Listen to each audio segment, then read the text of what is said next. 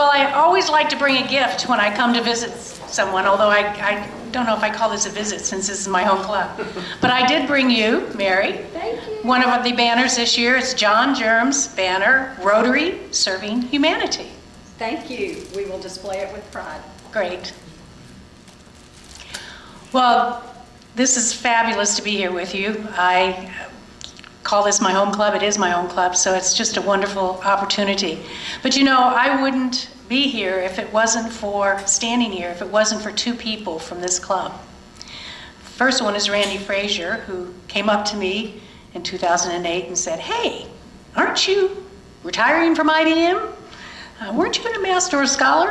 Why don't you come to lunch with me?" And sure enough, I did, and I joined the club. And then Pastor Strict Governor Bill McLaurin, who I don't see here today, but a few years ago, after I was president of this club, he said, "Would you consider putting your name in for the district governor position?" And I said yes, after speaking to my husband, of course. And so I wouldn't be here if it wasn't for that. But there's some connections that I have with Rotary that run deep, particularly in this year when we're celebrating the Rotary Foundation's 100th anniversary. You know, Rotary itself was started in 1905, but the foundation wasn't started until 1914, and it was started in Atlanta. So let me tell you my story and why I'm so very akin and excited about the 100th anniversary. I grew up in a small town, Southern Illinois, Benton. 7,000 people then, 7,000 people today. It's one of those towns, kind of like some in eastern North Carolina, Kinston maybe. I was always a bit of a strange child. I had an uncle who traveled all over the world, and he would send back these incredible gifts. Things like the King and Queen of Burma dolls from Burma, rugs from India that had wild animals woven into them, and even a gingerbread house from Germany one Christmas. So that's sort of made me interested in that big world outside of Southern Illinois, and I spent a lot of time in the library. Yes, I was a nerd before there were nerds. I was fortunate enough to go to the University of Illinois, which was a good school, better than Ohio. Not better than Ohio State. Ohio State, too. And when I got there, I wanted to continue to learn more about the world. I wanted to be involved. So I decided that I would minor in Asian studies. Now, not too many people were minoring in Asian studies in the early 1970s. And even more strange, I would take Mandarin Chinese as my language for college. It got to about 1972, I was about 2 years in, and I thought, gosh, how can I continue to learn more about the world? How can I travel? I had a serious case of wanderlust. And how can I continue to learn more about Chinese? So my uncle, who was a Rotarian in a town about 7 miles away from Benton, he was an attorney, and my best friend's father, who owned a furniture store in Benton, realized that I was a little bit different than most of the girls my age. And they came up to me and they said, "Why don't you apply for what was then known as a Rotary Global Scholarship?" Later it became the Ambassador Scholarship, and now it's the Global. We've gone back kind of to the Rotary Foundation Global Scholarship. And we just awarded one a week ago to a young lady who's going to the University of Edinburgh. So anyway, back to my story. So they said, apply for this, and I did. I got all the transcripts, I got all the recommendations, a lot more difficult than today when you had to have paper. And I went for my interview at the district level. So I walked into this room and there were 4 men in suits. Rotary was all men in those days. And they interviewed me. They knew a little bit about Southeast Asia because it was the end of the Vietnam War. But Singapore was like, where's Singapore? City-state of Singapore? And what's Mandarin? So I explained it to them, and I drew a little map on the table. Here's Malaysia, here's Singapore. And after a few questions, one of the gentlemen leaned over and he said, well, if the little lady wants to go to Singapore, I think we should send her. And off I went to Singapore. And I looked a bit like that, as you can see, a very serious young girl. I was always pretty serious throughout life, I guess. So I got on an airplane, and next stop is Singapore. I was supposed to be met by the district governor there, or by the club president of the Singapore club, and his name was Fred Barreto. I get there, and this woman comes up to me. She's a small little Eurasian woman, looks very sad. She has about a 5-year-old son with her, and she said, "Are you Rusine Mitchell?" And I said, "Yes, I am. Where's your husband, Fred?" She said, "Well, he died 2 days ago of a heart attack." And I thought, oh my gosh, who's going to take care of me? Now remember, I'm from Southern Illinois, and I'm halfway around the world. She said, "But don't worry." And I learned one thing very quickly, that the family of Rotary always rallies around its members when there's a crisis. She said, "Don't worry, I'm not able to take care of you. There's just too much grief and too much going on. But I've arranged for you to go stay with a gentleman named Tan Peng Yi. And he's a retired minister in the cabinet of Lee Kuan Yew." I'm thinking, oh my gosh, I haven't met anybody in government other than maybe the mayor. And all of a sudden I'm staying with someone who's a retired minister in a government. So I went there, and they were very nice. They had a beautiful home, lots of rosewood furniture, and they kept me for the weekend. And then they said, "Well, Rusine, we're really rather elderly, and we can't get around to take you places. So we want you to go to stay with our son." Their son was educated at the University of Sheffield in England. He was an engineer, and he was actually the chief engineer who built the Changi Airport, which is the airport you fly in today in Singapore. Now that was good. I thought that's fine, except there was just 2 little complications. He'd been married 2 weeks before. New wife. And the new wife, it was an arranged marriage. So you can imagine a girl growing up in the 70s thinking, oh my gosh, I'm going into a household where not only the couple don't know each other, but they really don't know each other because it's an arranged marriage. But they were living in this huge, big colonial house. And that colonial house allowed me to hide for the week that I had to stay with him before I went to school. So off I went to school. And there were people from all over the world at Nanyang Dashway. And in many instances, the only language we could communicate in was Chinese, Mandarin Chinese, because that's the only common language we had. And the one other interesting thing, especially during the Cold War, is that I went to school with 20 Russian government officials, somewhere between 30 and 40 years old. They didn't get along with the Chinese that well, just like we really didn't yet, and they didn't get along with Taiwan or at all. And if you sent them to Hong Kong, of course, all they spoke was Cantonese. So here I am. I'm getting to meet Russians. And you know what I found out? Something else. That regardless of the political system that you belong to, regardless of maybe your beliefs or your non-beliefs, people are all a lot alike once you scratch the surface.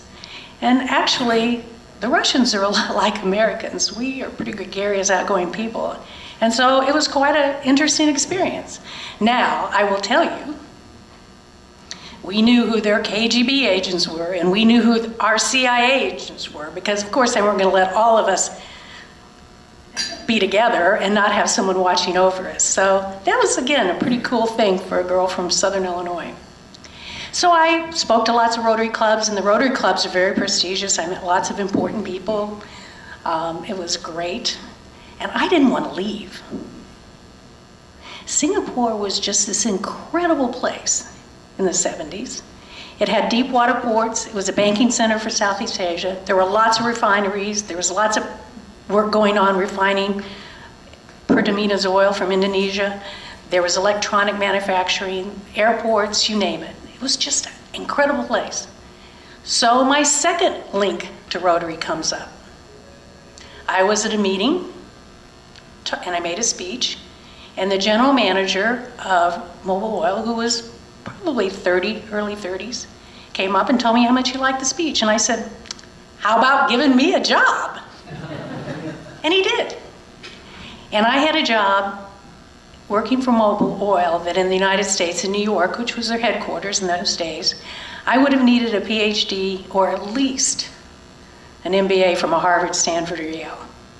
I continued to work there for 4 years, and then I went to the Middle East for 2 years. So you can do the math. By the time I came back to the United States at 30, I had had an incredible amount of international business experience. I was very rare in those days because young people just didn't go overseas young in their careers. They usually went over when they were senior managers. And most women didn't do it. So when I went to IBM and they were starting to think about global business and they were starting to think about putting people in place that had entrepreneurial skills, guess who really had a great opportunity? And again, this is all because of Rotary and the foundation. So you can see why I'm so keen on Rotary and the foundation.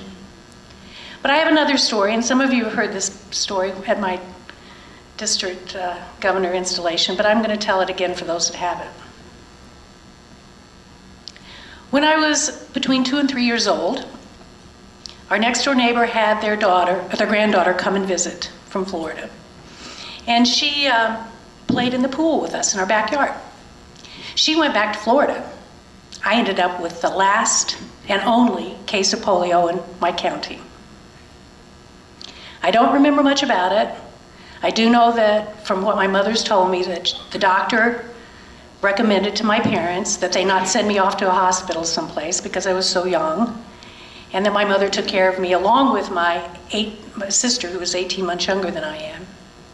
I can remember there was a lot of massaging going on, and I had to wear special shoes and I had to go to St. Louis to be fluoroscoped. But it's pretty amazing. I have one memory that lasts from polio. When I was sick, my family doctor, Dr. Swinney, gave me this little kangaroo, and my mother kept it all these years. It's over 60 years old.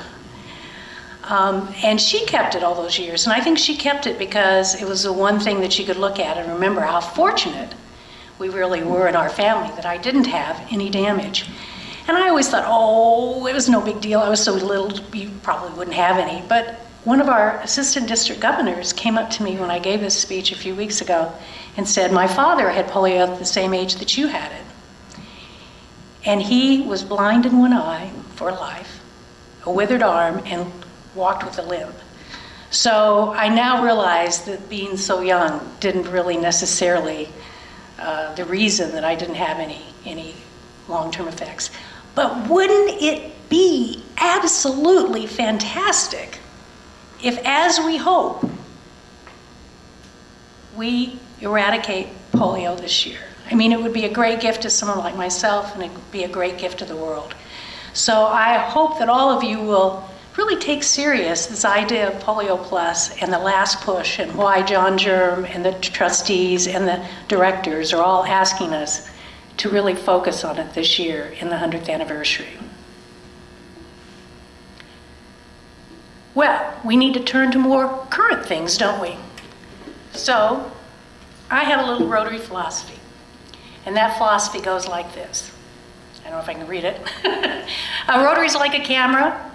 You take your best shot, you look at it. If it's good, you keep it. If not, it's negative, you develop from it, and you take lots of other shots. Well, this is the year that we need to take lots of shots. All of our clubs, at the district too. We need to try new things. We need to bring in new members. We need to be attractive to young people, to active retirees, and to working people. There's lots of things going on. We have one new club that's been formed already, and it only meets twice a month because the Rotary Council of Legislation has given us new flexibility. You only have to meet twice a month. You can meet 4 times a month like we do, but you only have to meet twice a month. And you can have as many of one vocation as you want. I think we kind of have done that for years, haven't we, with our lawyers? I think we're trailblazers on that one. And you can be a Rotarian at age 18, or you can be a Rotaractor, or you can be both. So we need to take advantage of this flexibility. We need to get more RILA individuals in, like Ned, and get them as alumni. We need to look at going out into the community and doing more youth activities and mentoring. So I'm asking you to do that this year.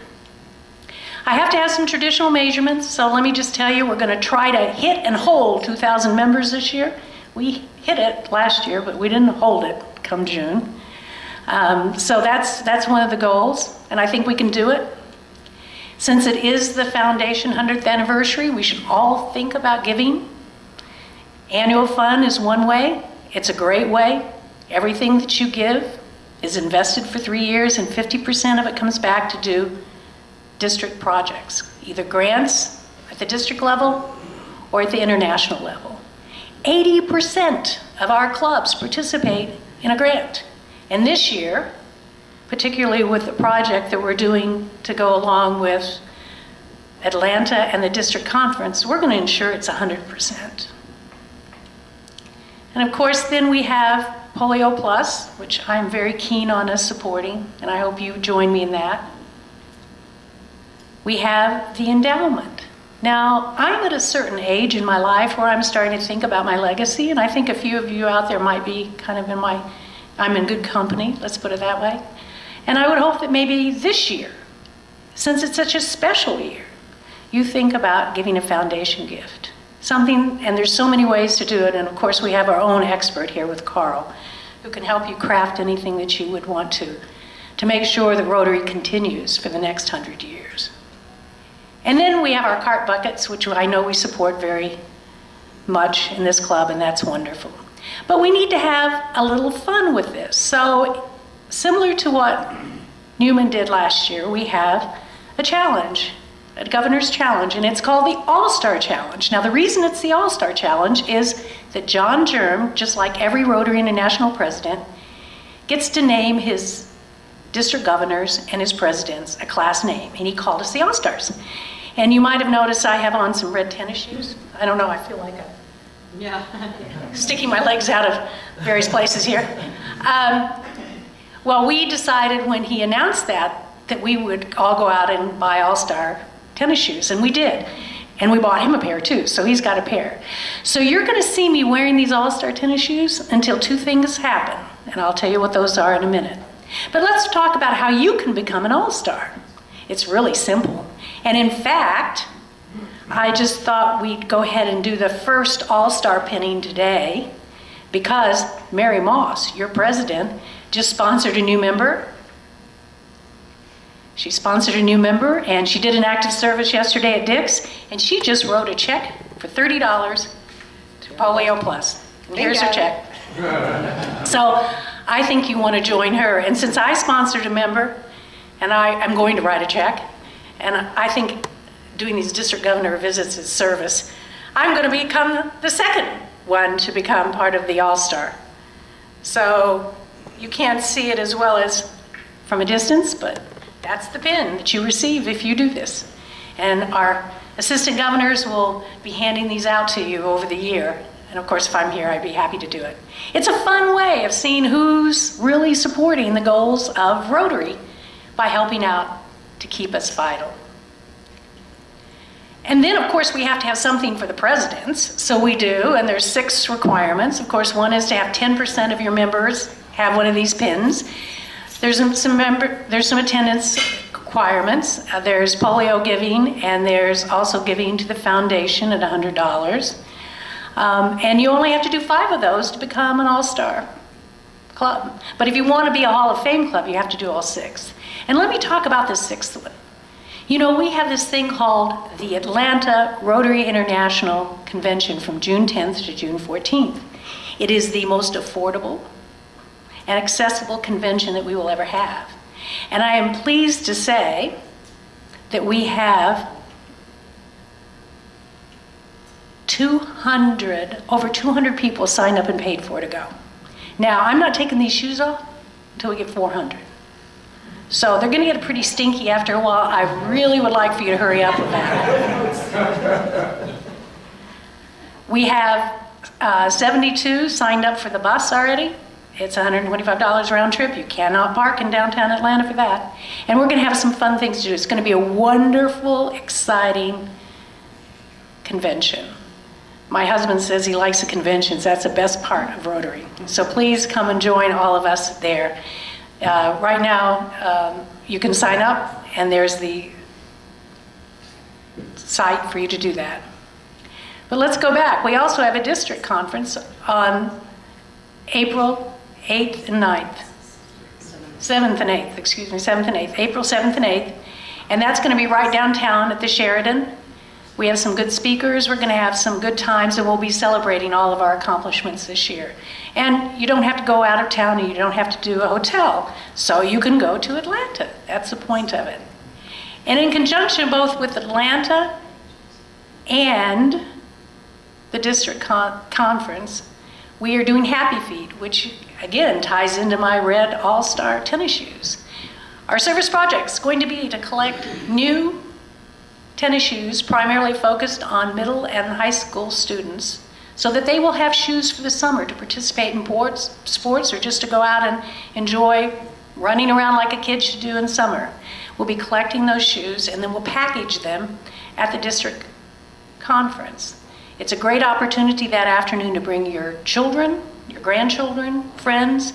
Remember, kids understand tennis shoes. So they will really link not only the tennis shoes, but with the significance of it as a philanthropic project. So I hope that you'll participate in that. And we are also going to honor women. 2017 is the 30th anniversary of Women in Rotary. So it's going to be great. So I just want to thank you not only for supporting me, you District Governor Installation Banquet, thank you Kurt, thank you Mary, everyone supported me there, thank you Club. And I just hope that this year, as District Governor, I can, in at least a small way, give back for all the priceless gifts that Rotary's given me. Thank you.